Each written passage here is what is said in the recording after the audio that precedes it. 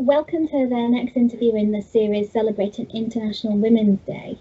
And we've decided to do a whole week of interviews with different women from around the world so that you can learn a bit about their business and what inspired them and what they do. And so joining me today is Grace Baggot, a massage therapist specialising in creative living. Grace, welcome.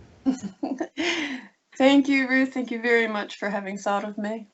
Oh, it's an absolute pleasure. I mean, you're always through my Facebook, and it's just, I don't know where time goes to, that it seems so long since we've kind of sat down and talked, but we're always around and seeing each other posting. So tell me a little bit then about your title and what it means and what you do. This career was a very big life change at the age of 50. I decided to go back to school and I got a degree in applied science. It was, I studied alongside nurses. It's massage, but from the medical perspective. And I could have done it other ways, but I knew that I would be isolated down here in the south of Italy. So I decided to get as much education as I possibly could. So I studied massage therapy and philosophy and psychology. And it was the best decision I ever made. It really is the best decision I ever made. Because I had great success in New York as a restorer and as a retailer of fine products for artists and restorers. And for all of the acclaim that I enjoyed, there was something inside of me unsatisfied. It seemed like false acclaim. They were right in that what I was doing was great, but it wasn't satisfying something deeper inside of me. And so I took some time off, found out that actually all of that excitement had made me ill with a thyroid problem. And once I really took a look, I made two lists. One was all the things I wanted to do, and one was all the things I didn't want to do. And I put it away for a couple of weeks, and when I took it back out again with a clear head, I thought I wanted to be a nurse, which gave me permission to be intimate with people. It gave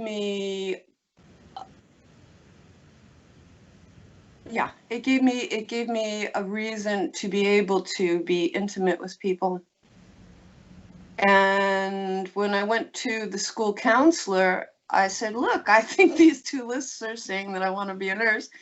And she said, everything looks fine. You're right, but there's only one problem. I said, what's that? She said, you've always worked for yourself. And I said, yeah. She said, so you don't really want to be a nurse. You want to be a therapist outright. This way you decide what the cures are. You decide what the treatment is. You're a therapist. You're a licensed therapist. And when I realized that I would be following exactly the same nursing course, except for the last 6 months of schooling, I realized, yeah, okay, this is the education that I want. This is the ability that I want. And I did. Now, with COVID, the massage business has been brought to an abrupt halt. And at first I thought that that was going to be a bad thing, but I've since realized that the most useful tool I have in my toolkit happens to be, aside from 6, 7 techniques of massage, I have yoga. And it's through yoga that I'm able to really reach into the intimate parts of people. I think the separation, or learning the separation between body, mind, and spirit, we say this so quickly, we think we understand it until you really get into it. And once you get into it, worlds begin to open up. And I've seen so many people now do some fantastic life changes that I decided to be really happy that I'm not doing massages and I have more time. And also because of COVID, yoga has been rearranged, restructured to one-on-one. And that also has created now a whole nother boon, just a real boon, where people were kind of shy to speak before or wouldn't speak in front of other people. One-on-one, it has gotten a lot more, I don't want to say intense, it's gotten a lot more rich. So you're doing one-on-one exercise classes with them via video, are you? I'm doing yoga? What? Okay, no, I'm doing one-on-one yoga here at my home. Oh, right, okay. Yeah. On video, I find that I cannot keep an eye on them as well as I could when as well as I can when they're physically present. I'm not really keen on using the video in this way. So that makes your business very localized then. Excuse me, I'm sorry. It makes your business very localized if they're in your home doing it, whereas video gives you the option of speaking to people around the world and doing it that way. Being one-on-one in a very small space is your preferred method. This is true. This is absolutely true. I do yoga with people who usually practice yoga on the video. This way I trust and I can see when I do get to look at them, that they're in form, that they're not going to hurt themselves. That's my primary concern, that they will hurt themselves. In order to be as professional as I would like to be, I don't get the visuals. One thinks that with video you see everything, but in fact you don't. And I don't want to distract them with the photographic part of the whole process. What I do via video is I find that clients are calling me and we're doing personal chats. Because the physical part is really only the introduction. It's once you begin to start feeling this difference within yourself, you start exploring yourself, then you really do want someone with whom you can chat. Okay, so I did yoga a few years ago, and I think she was a pretty good teacher, really. But there was definitely the concentration on the breath and focusing on that. So are you taking it a step further, a step deeper? They're doing the yoga exercises whilst focusing on the breath, but it sounds like there's something else that you're adding in there to make it, to put your own touch to it. Exactly. Focusing on the breath and developing a concentration. I find that one of a generic problem that we all have is being accustomed to distraction. Especially with phones. This gets in our way. So we start off yoga just as regular yoga as anybody would do yoga, and then we go into the breath. And that is really where I begin to be able to gauge and see if they're still in an evasive mood or if they're willing to embrace being within themselves or being with themselves. And through the practice of yoga, you can ask the question, all right, you're in your head and you're worried about whether or not your leg is where it's supposed to be and your arm is where you're supposed to be. And if your muscles are tight in the way they're supposed to be or relaxed the way they're supposed to be. And who cares? Who cares that your leg is where your leg is supposed to be? And why are you at the end of your session feeling your humor is different? You can see the psychological change due to the physical activity. And concentrating on your breath is a deeper release. It's a deeper freedom. I shouldn't really say release. It's a deeper freedom. Many spiritual leaders will tell you, oh, you know, recite this mantra 247 times, or, you know, say this prayer, or I am not one for,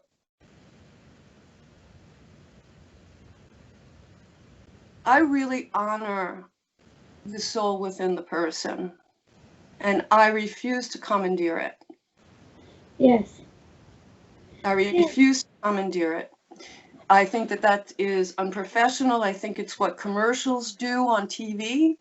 They'll have social justice and they'll have equality for all, and then they're selling you a car. Like, you gotta be kidding me. You've got to be kidding me.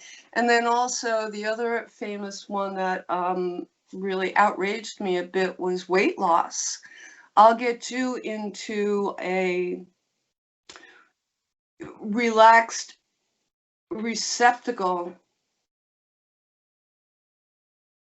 frame of mind. I'll change your brain waves, and then I can do autosuggestion. No, if you want it, that desire will rise enough that you will pursue it. But if that desire isn't there, it's, again, the American take a pill and fix it. Someone else will do it for you. And that does not happen. It might happen initially. It may have a good run for a while, but it's going to fall short. Psychologically, you're not going to continue to pursue it. You'll find another teacher who shows you another better way to do it, and then you'll skip from this because it's not working anymore into something else. And so I really don't go that way. I much prefer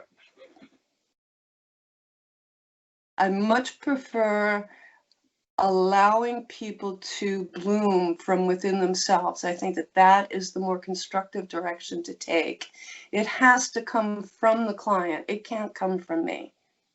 No, I think you're right. It's the desire to want help, you know, to go forward and get it. But I think you hit the nail on the head as to why I stopped doing yoga, was because I was worried about, I mean, I was with a group of ladies who had done it for years, and I was very new to the group, and I was worried about, you know, was I in the right pose, and was I stretching far enough, or was I stretching too much, and so the focus was there, and she would do a lovely meditation at the end where you just lay and relax, and that was lovely.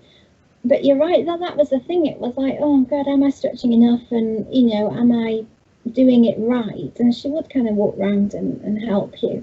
But to just take that pressure off of, like, well, who cares if your leg's in the right place? I mean, that must be wonderful. I think I would have probably stayed in the group if, you know, they'd have said, well, who cares? As long as you're not hurting yourself, who cares, you know, whether you're in the right position? Because that's just the weight off immediately, isn't it?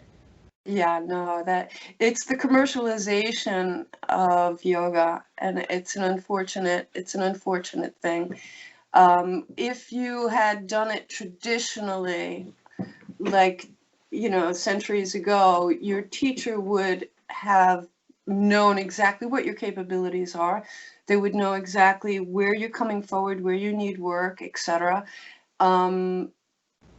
And physically, you would have that assistance, but you would also have a trust in your teacher. And so when questions would come up, you had the privacy to express them. Mm. Or I you felt, sorry, I was just going to say I didn't get the chance for questions to come up really because I was just more concerned on. In no way did I really find it relaxing until I got to that meditation at the end, because the concentration, as much as it should have been on the breath, was about was everything in the right place. So there wasn't a chance for questions to arise other than, did I do it right? I do a group because everyone has to make some money, and I do a yoga in group at a tourist village, Tretsene here. And I'm afraid to lose them. When it comes to the meditation part, I noticed that people would just get up and walk away. They're like, no, I can go home and do this in my living room. And like, yes, but no, you're not going to right now go home and do it in your living room, because you're going to go home and there's going to be the children, there's going to be the dog, there's going to be the dirt on the floor, and you're going to be distracted from it. So what I do in the village with that group is a guided meditation process.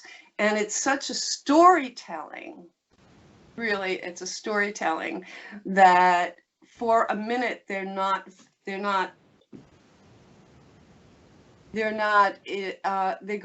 go somewhere, you go on this mini trip, really. And I've found that some people have said that they come to yoga just for the guided meditation at the end. So that compliment. Yeah, that's really a great compliment.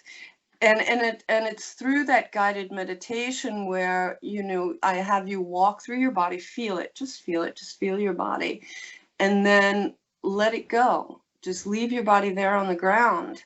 We're out on this green lawn. On one side of you is the sea, on the other side's the mountains. This place has been inhabited since the Paleolithic era. People have come here from all over the world for the same reasons we have.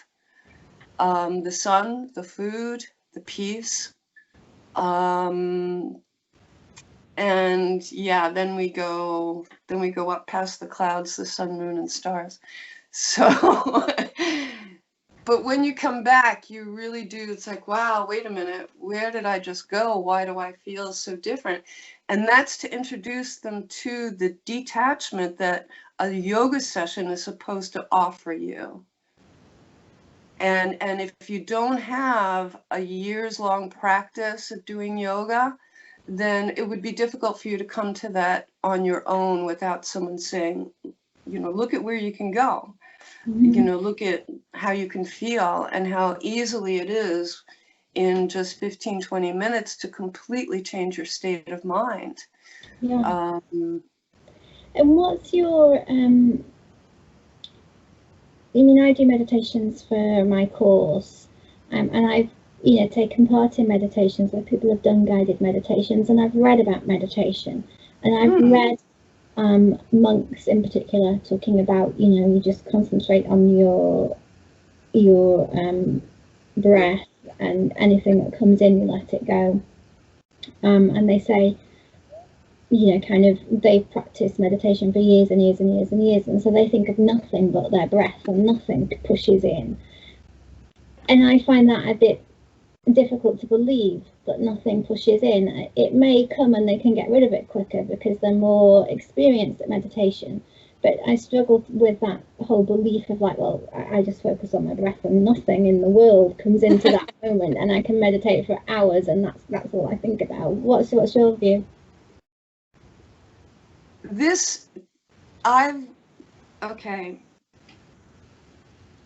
I don't claim to be a yogi, and I don't claim to be a practicing Buddhist. Okay, but my life's experiences have only found a parallel through Buddhist philosophies. Meaning I've learned things in life, and the only other people I hear speaking about the conclusions that I've come to personally are reinforced through Buddhist philosophies. Now, Vipassana, or concentrating on your breath, is an introduction to meditation. Those Buddhists are not sitting there concentrating on their breath. They did that years ago in the beginning to increase their ability for concentration and other things, increasing your ability to stop your mind, to get some control of the monkey mind, to understand the monkey mind. In fact, all right, I'm not going to go there. Can I just take you back? By monkey mind, are you referring to your subconscious? No, I'm talking about the physical brain, the mind. This is the mind connection. There's body, mind, and spirit. So the body, obviously, is your physical presence. The mind is really a calculator. I don't have a better word for it. It's a calculator. And its full-time job is to solve problems. So this is why we can't be quiet. When we do have a space in order to be quiet, the mind is going, where's the problem I have to fix? Where's the problem I can fix? And a beautiful statement that I heard was, this was from Thich Nhat Hanh, and he said, don't give that monkey a full-time job.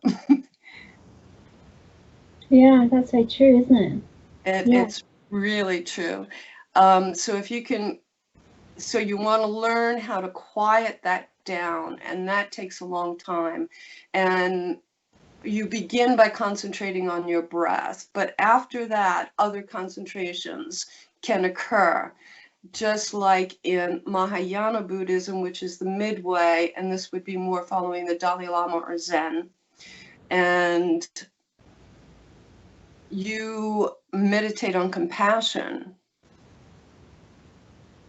You meditate on compassion, and it makes you more compassionate in the long run, and it makes you more compassionate towards yourself, because a lot of self-healing has to do with being compassionate towards yourself. But because we don't understand the mechanics of compassion, we don't know what to apply to ourselves. In some case, sooner or later, in a yoga practice with me, you'll hear me say, look, stop. Do me a favor, start thinking about your body as your child. Would you really take your child's arm and just yank it out there like that? Or push it into a position that hurts? No, you wouldn't do that. So don't look for perfection. Don't accept pain ever. It's the instructor's responsibility to say, your knee's out a little too far. I mean, that's what you came to me for, yoga. You know, pull your knee in a little bit and you'll find you'll go a little further, just as an example. After concentrating on your breath, you can take that increased capacity for concentration and apply it to other things. Yes, I think so. There was something you said there that struck me about the self-care, and I think that's what I learned, you know, that you've got to look after yourself, and I did a lot of reading and started to, and I read something once or heard on an interview, I can't remember which it was. It was like, you know, when you want to go to the toilet, don't wait to go, because that's telling your body that you don't care about it enough. You're just going to make it wait. And when I'm, you know, busy doing something at the computer, and I'll be like, oh, I'll go in a minute, and I kind of make myself get up, because I'm like, no, because that's telling me that I don't care about myself. So I try and make myself get up, and it's such a small thing, but it's such an important thing. It is all part of, like, you know, the self-care. It shows that you actually do care about your body. But yeah, but I can say about this, Grace. It's interesting. Yeah, it's a fabulous thing to watch happen to people. It really is. This is your awareness, and in awareness, You know, sometimes I swear Buddhism is the zenith of egocentricity. You have to care for yourself first. Yes. And in Buddhism, you do not have the right to ever burden another. Okay. You're supposed to constantly be in such a state that you're always present for the other. Now, you cannot be present for the other unless you've first taken care of yourself. Yes. You can't say, let's sit down and chat if you still have to go to the bathroom.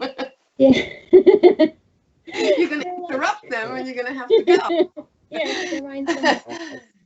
That's a great example right there. You know, that's a great example. And it's the same thing. You know, a girlfriend calls you up and you've just had a really awful morning and you don't want to say, well, what the hell's your problem? I had to do all of this morning.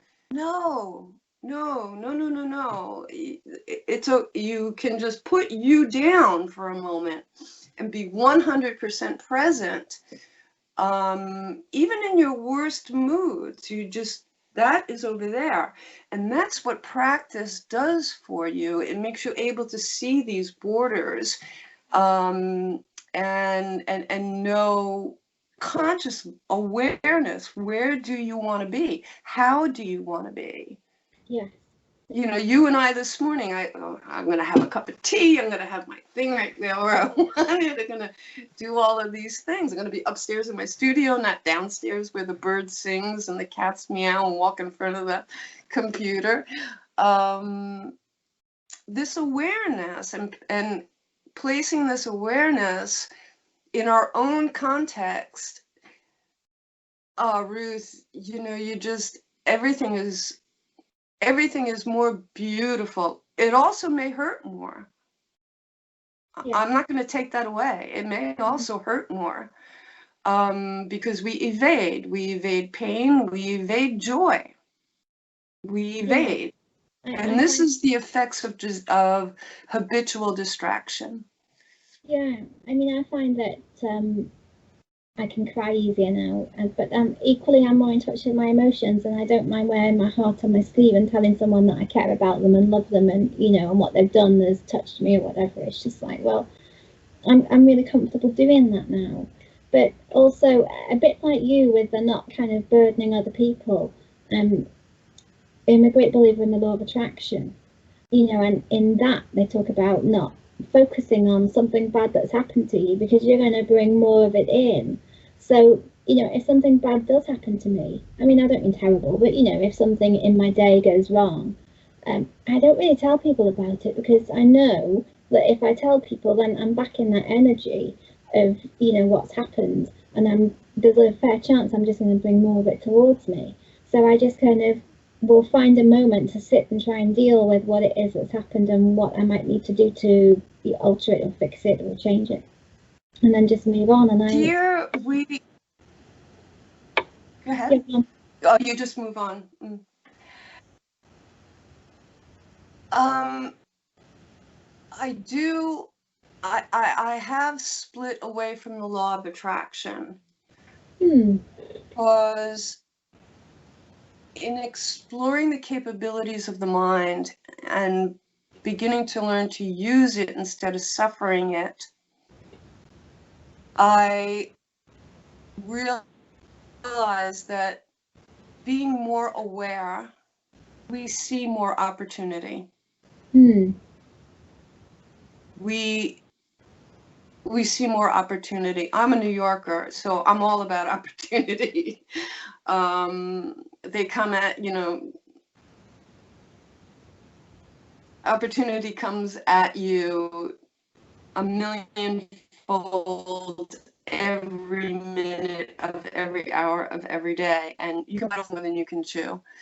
So I've long been aware of what you attract just by existing, but choosing, having the presence of mind to apply discretion, having a framework that you've already thought about, edited, tailored, nurtured. You can go through your day and opportunities will pass, and it's much easier to say that no, this yes. And also, bad things begin with a thought. So I really think that being able to observe your mind. Now, if you say observe your mind, who's observing it? And this is where the spirit is. Who's observing? Who cares? What cares? And when you can begin to make that separation, then the mind realizes the world is just the world. When do you want to reach your hand out and grab something? And when do you want to not allow a circumstance to occur and step aside, just let it pass? You know, just let. How do you think that differs from the law of attraction? Because the way I've learnt it, that's very much a law of attraction. But if you read the book The Secret, which I haven't, because I didn't like the title, offense at the title, and I never read it, but I've seen excerpts, and I think that taught it in a very different way from someone like Esther Hicks, who kind of teaches more the whole package, and really resembles what you were talking about. I haven't found, maybe because I haven't looked. I am gaining so much more insight through understanding the mechanics of the mind, physically and content-wise, and how that plays with our emotions, how emotions are connected to our chemistry, that physical, that mind-body connection. And that to me is so powerful, that the idea of attraction becomes a secondary element. And so I'm not going to pursue attraction on its own. Now, we talk about vibration and getting into a strata of your own vibration, raising your vibrations to get to a certain element, etc. And I'm more about theta waves and that meditative quiet rather than an increase of vibration or energy. Because everything is already known.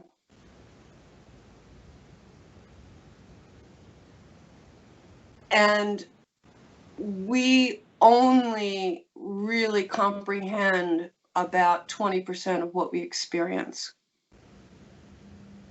And so if we can open our awareness, then we understand, then we can take advantage of the serendipity of life and consciously choose rather than wait for something to come to us. And that's attraction, or I'm going to pull it into me. Yeah. And that doesn't work for me, because you have to be proactive. Yeah, well, you see, now this is the thing, because this was where apparently The Secret went wrong, is that it taught people to just wish for something and it will come along.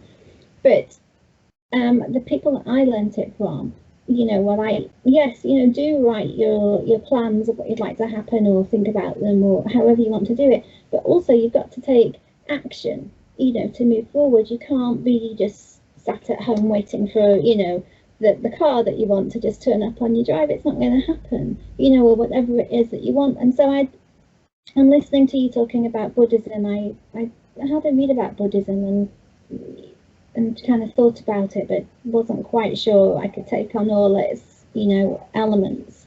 But I think I do use law of attraction, but I've learned lots of other methods as well of, being present and being aware and staying in the present mind as much as you can. And so then I think it's wherever you kind of learn these things, if you kind of have a little bit of everything together, it makes all the methods come together as one, however you choose to go about it. But yeah, I like the way that you said right back at the beginning when we were talking about meditation, you don't give people mantras, because that always put me off. When there's someone asks you to make a certain sound, and it just, to me, it didn't resonate, so it just made no sense and distracted me from the meditation. Mm-hmm. I hardly ever mention Buddhism during our practice or during my work. It's like I said, it's where I get a confirmation of my experiences and my conclusions. My conclusions haven't really worked well with Catholicism in the Irish Catholic form. I think you have to be born Jewish in order to be Jewish. And even Judaism has many, many wonderful, wonderful insights, but I cannot embody it. And I don't embody Buddhism in that sense either. Which is why I think that spirit is so prominent for me, because I feel responsible for my own spirit. Without dictates from other worlds, why in my moment of deepest crisis is there this voice in my head that says, no, it's going to be okay, you can do this. And if you don't, at least we're trying, girl. At least we're trying, okay? We're looking towards the light, we're not looking towards the dark. Yeah. And there are so many times when we don't know, and you spend all this money for all these theories, and yet here arrives a circumstance, and there is no cookie cutter. There isn't a lesson you missed that would have told you what to do. Through yoga, I'm able to reinforce people's self-confidence. And this is, again, through awareness. You are a person. You are entitled. If you are afraid of making mistakes, go make some. Yeah. Because that's how you learn. Yeah, and the world doesn't end. And you also need a community. And this is a really vital, and I have to assume responsibility for this because I introduced this. You have to develop your community. If you're at home crying, oh, I'm so lonely, then you have unconsciously decided you like being a victim. Yes. And that's a whole other story of being a victim, keeping you safe and keeping you separated from everything else in life. And no guilt involved. It's a secure thing because it's what you're familiar with. You know how to do it. You can navigate it. And so it offers you a security, and that's great. I mean, no judgment here, no judgment, but you're feeling that something's not right, otherwise you wouldn't be in my presence. So let's go to the next step. What can you do about it? And again, you'll notice I asked a question. I didn't tell you what to do. What can you do about it? You can offer suggestions like, do you pick up the phone? Have you made phone calls? I mean, if you're feeling lonely, the first thing to do, and it enters my head too, because I'm not perfect. I'm a human being. And there are days, especially down here in the south of Italy, where the population is bigger than my sister's high school. Did you pick up the phone? When was the last time you picked up the phone, Grace? Yes. They're like, oh yeah, right. I can proactive. Yeah. I was tired, or I had a series of events that, left me a little debilitated. And because like you, if it's bad, I don't want to talk, and this was the point that I was picking up on. every single word, every single act that we do will either add or subtract. Reality is equal good and bad. And that's just something you have to accept. It's equal good and bad. And it has to be. That's balance.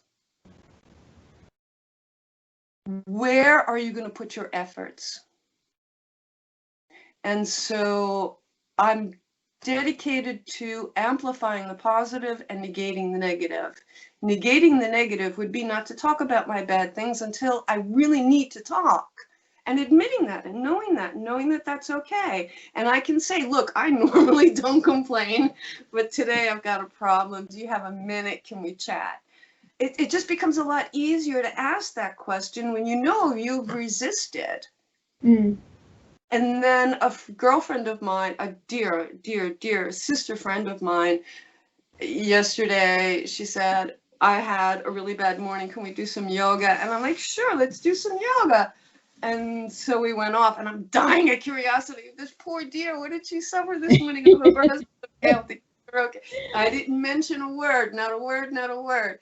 And then at the end of the session, I said, look, Cindy, you told me that you had a really bad morning, and I didn't ask because I don't want to amplify it or add anything to that situation. And you're a big girl. You can handle your own problems. And you know that if you want to talk, I'm always here. So the only thing that I have to say is, you know how much I love you. That you need to know I'm here and that I love you. And that brought her to tears, because that's the energy that you need to be proactive in order to resolve your situations. Mm. And so I'm constantly I'm not a Pollyanna, but I am into supporting that which is positive and trying to negate the effects of that which is negative. Yes. Well, I think that's important, isn't it? I mean, sometimes a story needs telling, it needs sharing, you need to get it off your chest because it's making you ill by not, sharing and doing something about it. But sometimes it's just, not everything is a huge drama, and you can kind of deal with it yourself without having to burden, other people with it. And that gives you more self-confidence. It gives you more self-esteem. Like, I fixed it all by myself. Yeah. Yeah. I didn't have to bother anybody this time. Look, I'm making progress. Yeah. But see, also, we don't want to not appreciate the monkey. There, you need to be planning, you need to be dreaming, you need to be assessing, but not regulate, but understand when you're doing each of these acts and when you're doing an act that is self-nurturing, that is giving you time to appreciate the wonder in a drop of water. Yes. Yeah, it's sometimes just taking it back to the smallest things can have the biggest impact, on your mind. The greatest joys are the simplest. So people are simple. People watching this, listening to it, who might want to get in touch with you or do some yoga if they're nearby, or when people are able to move again and travel the world, perhaps they want to get in touch. Where can they find you? Okay. I will no longer be political on Facebook. So it's a safe place to go to see who I am, what I'm about. So contacting me through Facebook is good. Instagram I use more for my expressive self. I'm an artist. I was a restorer of fine antiques, specializing in gold leaf. Right. So, and that was my career before I decided to change it. So my creative outlet is basically on Instagram. You know, when you see that cat sitting there in front, waiting for someone to come home, and I was like, oh, this boy, and that's an Instagram photo, or a sunset, or anything of beauty that really strikes me will wind up on Instagram. Won't even wind up on Facebook, surprisingly enough. And are you under your own name on Facebook and Instagram, or a business name? Yes, no, it's all Grace Baggot. Okay. Everything is Grace Baggot. Now, the other thing is that part of my dramatic life change was to move here to the south of Italy, in Cilento. And before my profession took off, because it takes a couple of years to establish yourself, I developed a wonderful little web page that I no longer can manipulate. So forgiveness. The computer world has really taken off in these 20 years. So there is a web page to explore this area for anyone who might be interested in coming here, and that's graceescapes.com. graceescapes.com. And it's basically an armchair tourism. Well, that's really important at the moment, isn't it? I mean, I follow more people on Instagram at the moment, and it's just people that are doing photography of beautiful places, because I just want to see something pretty. Yeah. I've really kind of taken to Instagram this last year. Okay, so they can find you there, Grace. Grace, thank you ever so much for doing this interview. It's been absolutely fascinating. I've learned so much. Oh, and I hope if people want to get in touch and learn more, they come to your different pages. And they're always welcome to just, you know, if there's a question, or sometimes a stranger is a really good sounding board because they don't know anybody, and they will only glean your perspective and look at things relative to you. And I'm strongly available for that. That's fantastic, Grace. That's a really lovely thing to do. Thank you ever so much. You're welcome, sweetie. I hope to hear from you soon.